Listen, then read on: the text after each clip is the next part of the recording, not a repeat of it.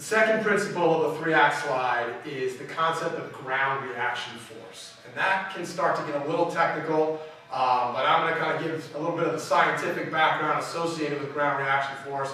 And then Christy, as you always do so well, kind of bring it into a little more simple layman's terminology.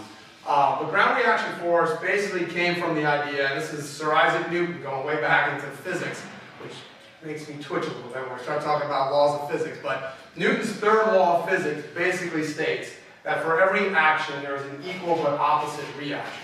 So ground reaction force is just this idea that when we push into the ground, all that force that we put into the ground creates a motion in some other direction.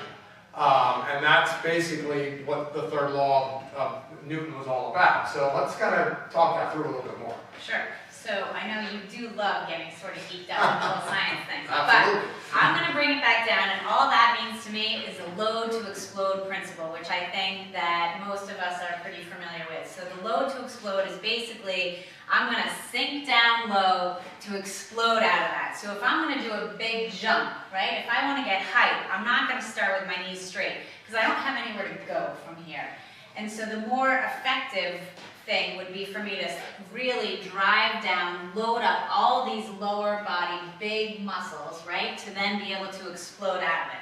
And that's essentially what's happening on the slide board. So I'm going to show again the slide, and you're going to talk everybody through how this is happening and where we kind of can see this in life and why it's so important. And I've been involved in a lot of the classes, the group classes that Christy teaches, and she uses the idea. She talks to her clients about loading their glutes, loading their quads, loading their hamstrings, and they really start to sort of not just understand it, but they feel that load. And so what's happening here, as you see Christy pushing off this block, it isn't just that she's pushing out to the side off the block. She's pushing down into the ground. And we see that her ability to sort of transfer her weight. And the other cool thing about loading and exploding is, here she loads to explode, but the explode then transfers into another load. Back to an explode to a load. Back to an explode to a load. So it's this continuum, this flowing kind of a pattern, and that's what real life is all about when we look at sports activities, recreational tasks, even things that we do around the house. Something as simple as picking up a laundry basket, perhaps, right? Right, so let's just show that with a little bit of change of direction here.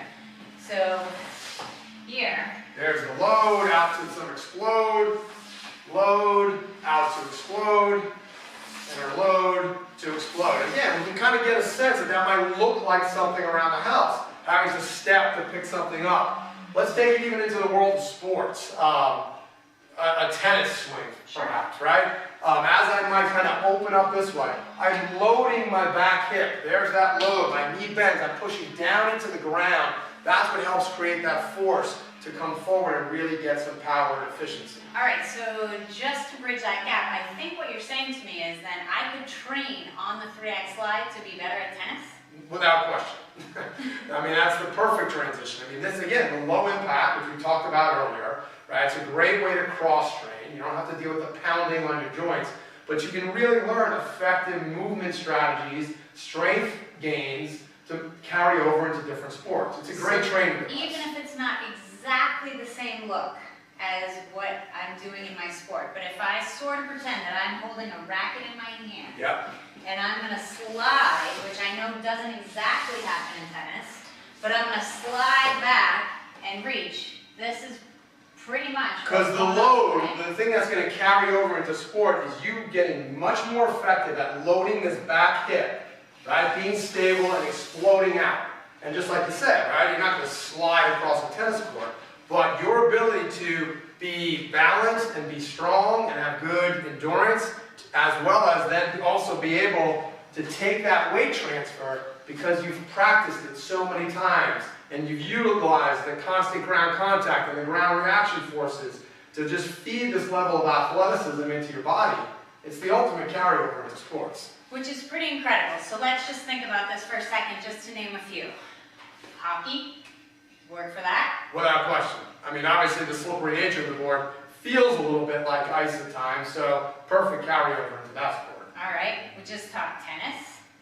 Definitely the low to explode. Yeah.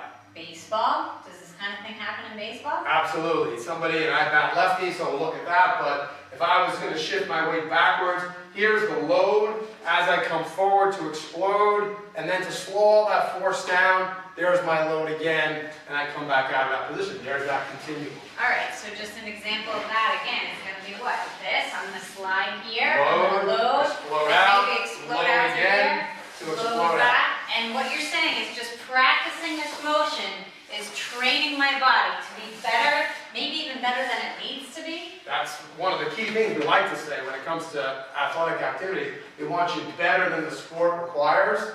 And really we could say, in life, we want you better than life requires. Have more strength than you need on a daily basis. Have more flexibility, have more endurance. It makes life easier, less demanding, less of our body getting kind of chewed up a little bit with the demands of life that leads to pain, as you talked about earlier, whether it's hips, knees, lower back situations. Just be better than the demands of sport and life. And so I have to say, this tool seems like a pretty good device then for getting good at all of those things. That's why we invented it.